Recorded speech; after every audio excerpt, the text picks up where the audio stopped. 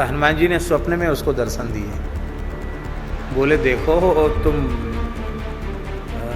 छोड़ो, हट छोड़ो। बोले नहीं नहीं महाराज, हमारी पत्नी ठीक होनी चाहिए। स्वभाव है। ऐसे में कोई भक्त अगर उनको पुकारे, उनका नाम जपे, कुछ ऐसे अनुष्ठान करे, तो ऐसे में तो हनुमान जी शीघ्र प्रसन्न हो ही जाते हैं। इसलिए सबका महत्व है। जिस प्रकार से चंद्रमा का स्वभाव शीतलता प्रदान करना है, उसी प्रकार से श्री हनुमान जी का जो स्वभाव है संकट मोचन का है, संकटों का निवारण का स्वभाव है उनका।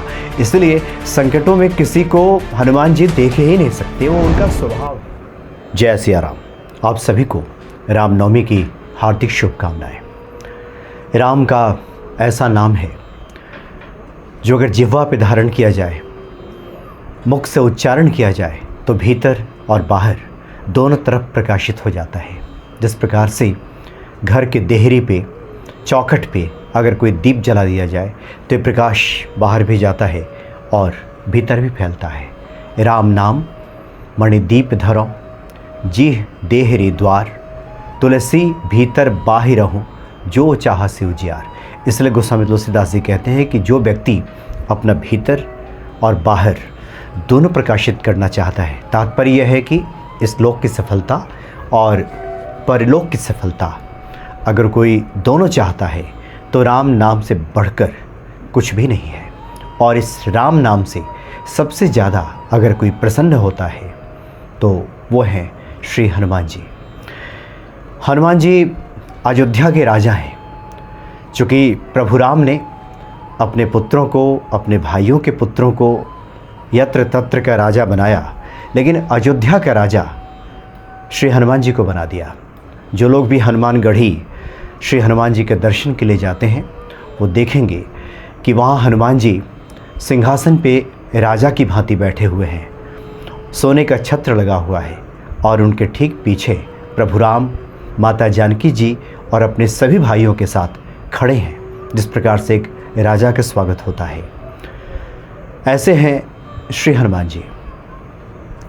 हनुमान जी की प्रसन्नता को लेकर बहुत से पाठों की चर्चा होती है, बहुत सी विधियों की चर्चा होती है।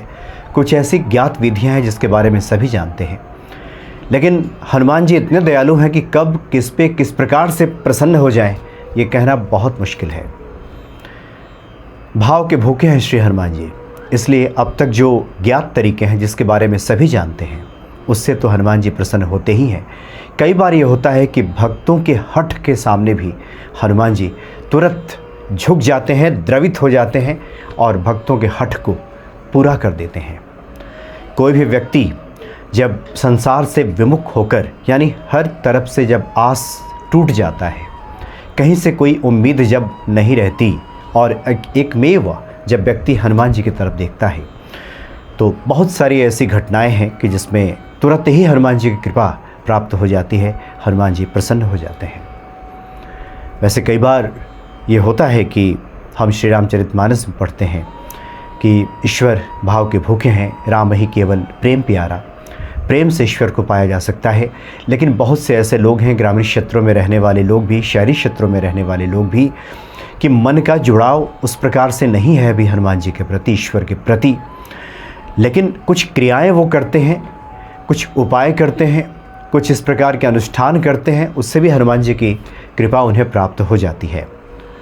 जिस प्रकार से चंद्रमा का स्वभाव शीतलता प्रदान करना है, उसी प्रकार से श्री हनुमान जी का जो स्वभाव है संकट मोचन का है, संकटों का निवारण का स्वभाव है उनका। इसलिए संकटों में किसी को हनुमान जी देख ही नहीं सकते, वो उनका स्वभाव है। ऐसे में कोई भक्त अगर उनको पुकारे, उनका नाम जपे, कुछ ऐसे अनुष्ठान करे, तो ऐसे में तो हनुमान जी शीघ्र प्रसन्न हो ही जाते हैं। इसलिए सबका महत्व है। वृंदावन में मलुक पीठाधीश्वर हैं आदरणीय राजेंद्र दास जी महाराज। उन्हें अयोध्या के हनुमानगढ़ी में भी हनुमान जी की सेवा का अवसर प्राप्त हुआ है। काफ़ी उन्होंने वहाँ पर समय बिताया है। बहुत सारी ऐसी चमत्कृत कर देने वाली घटनाओं की चर्चा करते हैं कि जिससे पता चलता है कि जो सुदूर क्षेत्र में रहने वाले लोग हैं, जो कि वेदोक्त मंत्रों को नहीं जानते, वैदिक तरीके से पूजा पाठ करना नहीं जानते, वो भी हनुमान जी को अपने हठ के द्वारा और पूर्ण समर्पण के द्वारा प्रसन्न कर लेते हैं। ऐसे ही एक घटना को उन्होंने जिक्र किया है और बिल्कुल ये चमत्कृत कर देने वाली घटना है। उन्होंने बताया है कि मध्य प्रदेश के ओरछा के पास कोई घना वहाँ पे जंगल है, जहाँ पे एक व्यक्ति रहा करते थे, हनुमान जी की पूजा करते थे। उनकी पत्नी एक बार बीमार पड़ी तो डॉक्टर ने कहा कि उन्हें तो कैंसर है। उन्होंने हिसाब लगाया कि अब इलाज कैसे कराया जाए। डॉक्टर ने कहा कि इसके लिए मुंबई जाना होगा। उन्होंने पूरा हिसाब किताब लगाया तो देखा कि कुल जमा पूंजी उनके पास इतनी नहीं है, पूरा ज़मीन जायदाद बेच दें, घर द्वार सब बेच दें, तब भी इतना पैसा नहीं है कि पत्नी का इलाज कराया जा सके। तो फिर क्या करते? एकमात्र सहारा संकट मोचन का। उन्होंने ठान लिया कि अब जो करेंगे हनुमान जी करेंगे, बाकी दूसरा कोई उपाय है नहीं, कोई उम्मीद बची ही नहीं है। जब सब तरफ से उम्मीद टूट जाती है और व्यक्ति जब एकमेव हनुमान जी की तरफ देखता है, तब तो वो तुरंत कृपा कर देते हैं।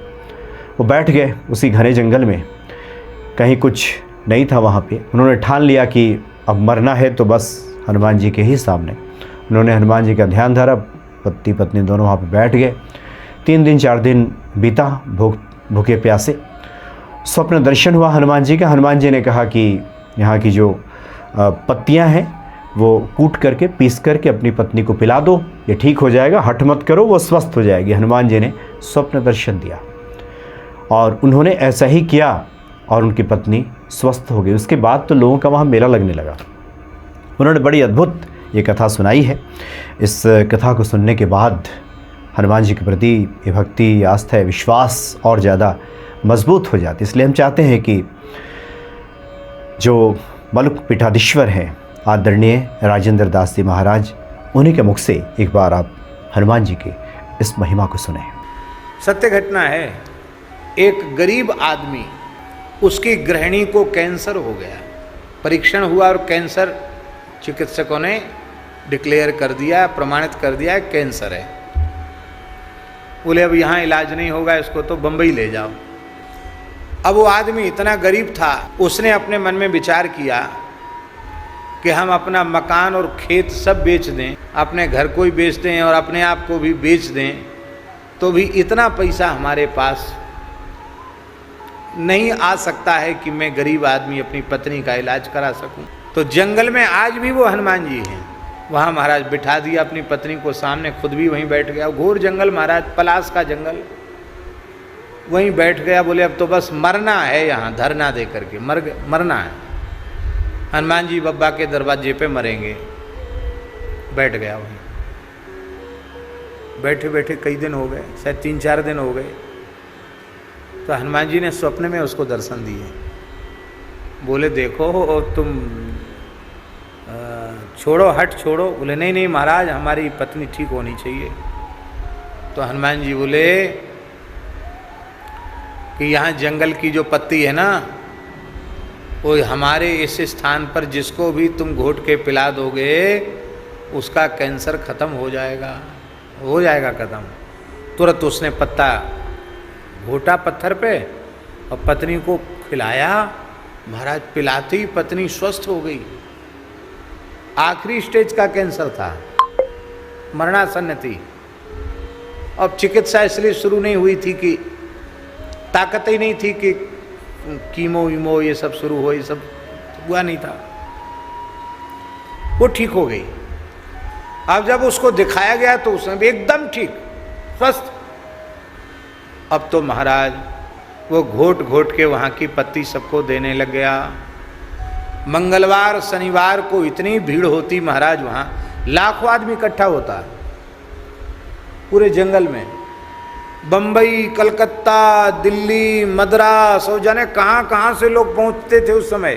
पुरानी बात है महाराज। विदेश से भी लोग कैंसर के मरीज आए और वहाँ पत्ती एक बार पी के गए ठीक। और वहाँ हनुमान जी की इतनी छोटी मढ़ी थी कि वहाँ एक आदमी बैठ ना सके। महाराज इतने बड़े बड़े घंटा टंग गए और इतना वहाँ सब वैभव हो गया हनुमान जी के यहाँ, क्या कहना। पूज्य महाराज जी के साथ हम भी गए थे, हम भी पी के आए। महाराज जी ने भी पिया, जितने थे सब लोग, सब ने पिया। तो उसमें यह था कि जो पी लेगा उसको कैंसर होगा तो ख़त्म हो जाएगा, और जो पी लेगा उसको जीवन में कभी कैंसर नहीं होगा। लो, ये और गारंटी।